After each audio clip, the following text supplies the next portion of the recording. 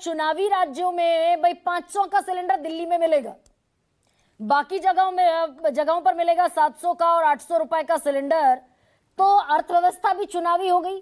किसी को इस बात से क्या मतलब है सर कि 55 लाख करोड़ का जो कर्ज था देश पर बढ़कर हो गया 155 लाख करोड़, 100 करोड़ बढ़ गया 10 साल में।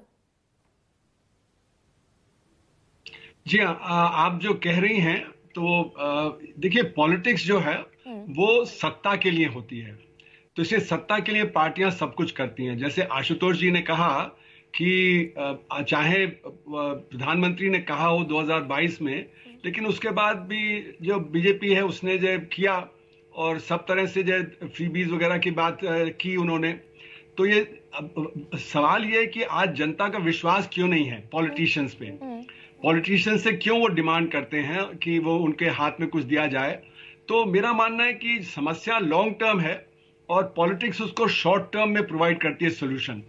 लॉन्ग टर्म समस्या क्या है कि गरीबी बहुत है, बेरोजगारी बहुत है और खासकर असंगठित क्षेत्र हमारा बहुत बड़ा है जिसमें 94% लोग काम करते हैं, उनकी परेशानी बहुत है।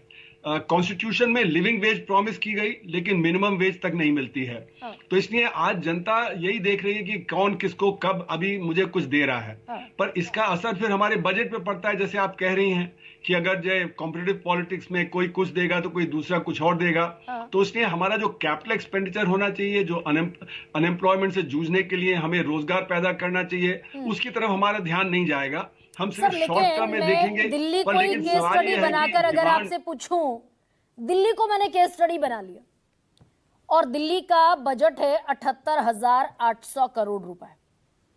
अब ऐसे में ये जितनी भी फ्रीबीज पर घोषणाएं हैं, फ्रीबीज की घोषणाएं हैं, ये पूरी नहीं हो सकती, ये पहले दिन से तय था। तो सब्जबाग भी दिखाया गया जनता को, क्या झूठा सब्जबाग दिखाया गया? देखिए, ऐसा है कि जो समस्याएं हैं वो सेंटर के लेवल पे ज्यादा हैं, स्टेट्स के लेवल पे उतनी जैसे समस्या का समाधान नहीं है। अगर हमारे बजट में हम लेबर इंटेंसिव सेक्टर्स की जगह कैपिटल इंटेंसिव सेक्टर्स को ज्यादा प्रावधान देंगे, अगर हमारे बजट से जो स्टेट्स को ट्रांसफर है उसमें कम ट्रांसफर करेंगे, जैसे कि अभी आपने देखा कि फाइनेंस कमीशन कहता है 41% ट्रांसफर होना चाहिए, लेकिन ट्रांसफर हो रहा है 35-36%, क्योंकि हम जैसे सेस पे और इन सब चीजों पे ज्यादा कर रहे हैं। हमारे देश की काले धन की अर्थव्यवस्था की वजह से हमारा टैक्स जीडीपी रेशियो सिर्फ 17% है, जबकि वो कम से कम 22-23% हो सकता था, जिससे प्रावधान और किया जा सकता था रोजगार वगैरह के लिए। तो ये लॉन्ग टर्म जो समस्याएं हैं उसका हल सेंटर निकाल सकती है, स्टेट्स उसका नहीं निकाल सकती है। और स्टेट्स तो सिर्फ कॉम्पिटिटिव पॉलिटिक्स में ही चलेगी, तो सेंटर को जैसे आशुतोष जी ने कहा, बाकियों ने कहा कि इस पे हमें एक राय बनानी पड़ेगी कि आपस में मिलकर हम कैसे इसको सुधार करें।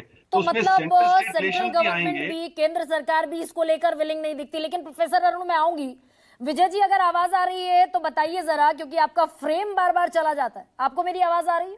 बिल्कुल आ रही है, आवाज आ रही है। अच्छा।